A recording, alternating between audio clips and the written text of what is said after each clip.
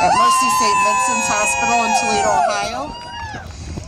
And I'm fortunate to have that position.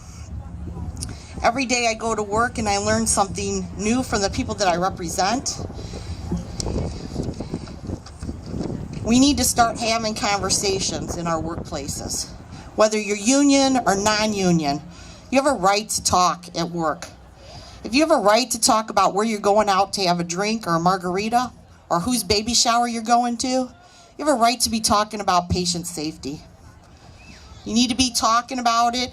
You need to be documenting it. Every time you have an unsafe working condition, whether it's a missed break, a missed lunch, you need to be documenting that. Because guess what?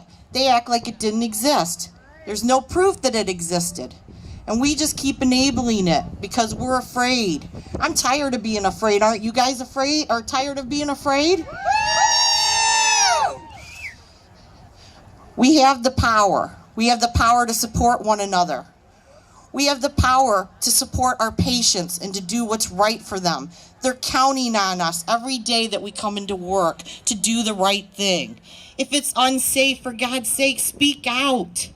No one's going to be able to do anything to you. It's the fear of the unknown, finding your voice. The first time you do it, it's scary. The second time, not so much. The third time, you got everybody rallying behind you, saying, let's get them.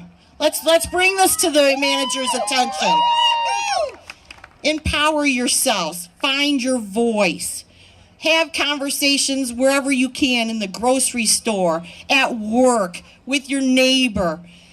Everybody is going to be a patient.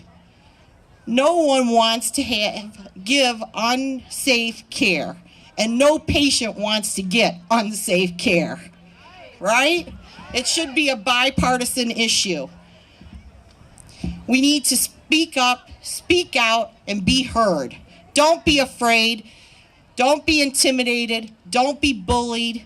We've had a lot of awesome speakers here today.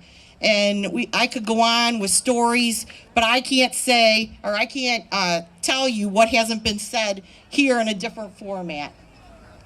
So I just want to empower you to not be afraid, to stand up, have your voices heard, support one another. You know, the management, and somebody was talking about management and administration, and it kind of rang a bell with me. Administration sets the tone, right? They tell us how many nurses we're going to have for how many patients that are in the bed, right? So when we don't have enough staff, why are we not calling them? Why are we not saying to them, I have a situation here. I'm not refusing to take this assignment, but I can't do it. They're nurses too. They act under the same licensure that we do.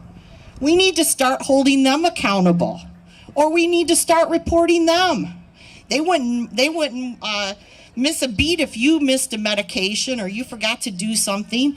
You're being held accountable. So you need to hold them accountable through documenting on your safe staffing forms. Somebody was talking about those flow whistles and reporting it. We need to be doing that. We need to be documenting the story so that we have concrete evidence that we can bring it back to the legislation so that they can make changes. So I want to thank you all for giving me the time to speak here today. And I want to close with the chant, what do we want? Ratios! When do we want them? Now! What do we want? Ratios! When do we want them? Now! What do we want? Ratios! When do we want them? Now! Thank you.